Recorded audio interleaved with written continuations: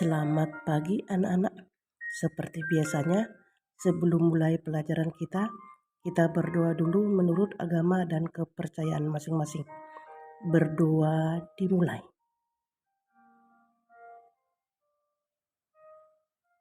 Berdoa selesai. Selamat pagi anak-anak. Apa kabar hari ini? Mudah-mudahan kabar baik. Selamat datang di Sekolah Penggerak SMP 284 Jakarta. Semoga hari ini anak-anak mengikuti pelajaran IPA menyenangkan ya. Hari ini kita mulai bab 1 di semester 2. Semoga mata pelajaran IPA ini semakin menyenangkan buat anak-anak. Nah, kita mulai dulu di bab 1 ini. Apa-apa saja kira-kira yang perlu kita pelajari? Nah, di sini boleh diperhatikan ada peta konsep. Ada yang tahu nggak tujuannya kita buat peta konsep ini? Peta konsep dibuatkan di sini adalah untuk mempermudah mempelajari materi apa saja yang kita dapatkan di klasifikasi makhluk hidup bab 1 semester 2 Sekolah Penggerak. Misalnya, judulnya adalah klasifikasi makhluk hidup. Nanti yang kita pelajari di sini, yang pertama adalah sistem 5 kingdom. Nanti ini terdiri atas pertama Monera, yang kedua Protista, yang ketiga adalah fungi, dan yang keempat adalah plantae, dan yang kelima adalah animalia. Itu tadi yang kita pelajari pada bagian pertama. Bagian kedua yang kita pelajari adalah susunan takson dari yang tertinggi sampai yang terendah. Yang pertama kita lihat dulu di sini adalah dunia atau kita sebut juga dengan kingdom. 2 divisi atau filum. 3 kelas. 4 bangsa atau ordo. Sedangkan yang kelima adalah suku atau family. Yang selanjutnya marga atau genus. Dan selanjutnya adalah jenis atau spesies. Selain ini, masih ada yang kita pelajari di sini adalah metode penamaan ilmiah. Nanti dalam metode penamaan ilmiah ini nanti kita sebutkanlah dia binomial nomenklatur. Inilah anak-anak yang kita pelajari pada bab ini dari peta konsep. Ini adalah dasar kita ya. Tinggal kita mencari atau memperluas materi yang akan kita pelajari. Pertama, anak-anak, kita masuk dulu ke aneka-ragaman makhluk hidupnya. Coba anak-anak perhatikan dulu gambar di layar. Gambar apa ya? Nah, kira-kira gambar apa itu? Ada gambar 1, ada gambar 2. Nah, kita kira-kira keterangannya seperti apa?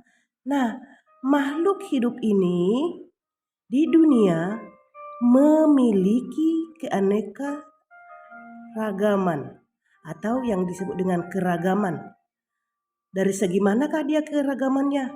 Boleh dari bentuk, boleh. Dari ukuran, boleh. Dari habitat juga boleh. Atau bisa juga dari tingkah laku. Nanti perbedaan yang terjadi antar individu tadi kita sebutlah namanya dengan variasi. Nah, setelah tahu variasi, boleh kita tahu apa sih sebenarnya tujuan daripada klasifikasi? Ada yang tahu nggak ya anak-anak ya?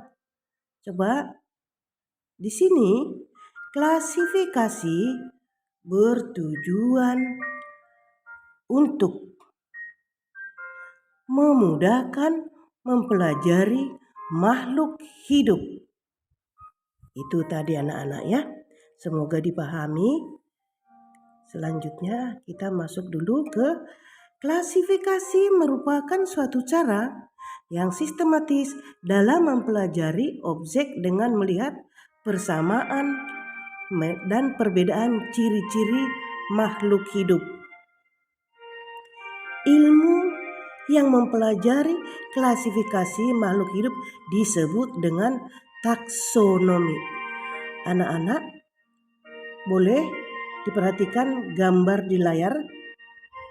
Nah, gambar ini adalah Bapak taksonomi kita, namanya Carolus Linnaeus. Nah, taksonomi menurut Linnaeus masih digunakan sampai saat ini, yaitu pada tahun 1707 sampai dengan 1778. Itu adalah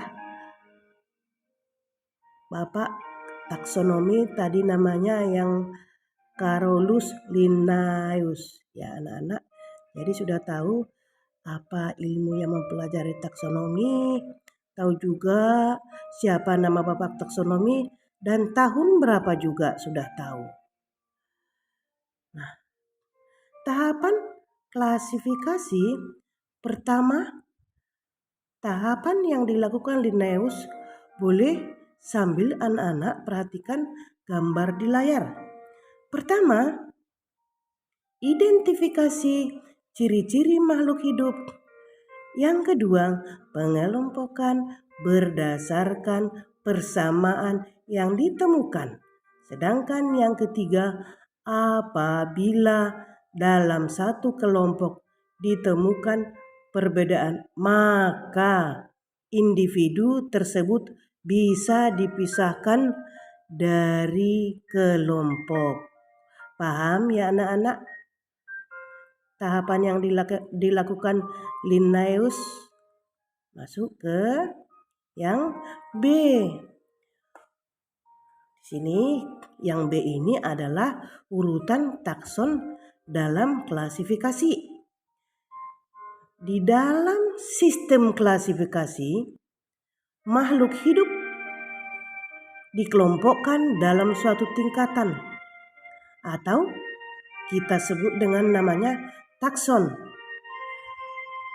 Dalam takson, makhluk hidup dikelompokkan berdasarkan persamaan ciri-ciri yang umum hingga yang khusus. Ya, mulai dari yang umum hingga khusus ya anak-anak ya. Itu tadi dalam sistem klasifikasi makhluk hidup pengelompokannya. Bila semakin sedikit persamaannya, maka semakin jauh kekerabatannya. Boleh diperhatikan di layar susunan takson ya. Ini adalah pertama life, domain, kingdom, phylum, class, order, family, genus, dan spesies. Itulah anak-anak urutan daripada takson ya. Selanjutnya anak-anak di sini buatlah urutan takson untuk tumbuhan cempaka. Nah, tadi sudah dijelaskan kita harus membuat urutannya mulai dari kingdom, phylum, class, ordo, family, genus, dan spesies. Nah, kita buat penyelesaiannya anak-anak. Kingdomnya adalah Plantae, phylumnya adalah Spermatophyta, kelasnya adalah Magnoliophyta, ordonya Magnoliales, familinya Magnoliaceae, genusnya Michelia, spesiesnya adalah Michelia campaca atau disebut dengan cempaka. Itulah tadi anak-anak urutan daripada takson yang pada tumbuhan cempaka. Nanti anak-anak boleh juga membuat taksonnya pada tumbuhan lain. Misalnya boleh juga pada melati boleh, mawar boleh, kembang sepatu boleh, jagung boleh, padi boleh, dan sebagainya. Nanti anak-anak tinggal menentukan nama tumbuhannya apa baru dibuatkan urutan taksonnya mulai dari kingdom, phylum, kelas, ordo, famili, genus, dan spesies anak-anak. Mudah-mudahan anak-anak memahami materi hari ini ya. Kalau sudah paham nanti boleh menuliskan contohnya di buku masing-masing ya. Jadi pertemuannya anak-anak cukup sekian hari ini. Semoga anak-anak ilmunya bermanfaat dan menyenangkan ya. Semoga hari besok mata pelajaran IPA-nya semakin menyenangkan. Kalau masih ada kesalahan, Ibu mohon maaf dulu ya. Dikasih masukan buat Ibu ya. Kalau ada yang kurang jelas boleh di WA, di grup atau di japri ke Ibu boleh. Anak-anak, sekian dulu pertemuan kita pada pagi ini. Tadi anak-anak kita mulai dengan doa, kita akhiri juga dengan doa. Mari kita berdoa menurut agama dan kepercayaan masing-masing.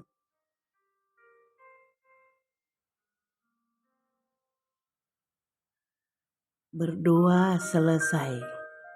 Selamat pagi semuanya anak-anak. Sampai bertemu ke pertemuan berikutnya. Terima kasih.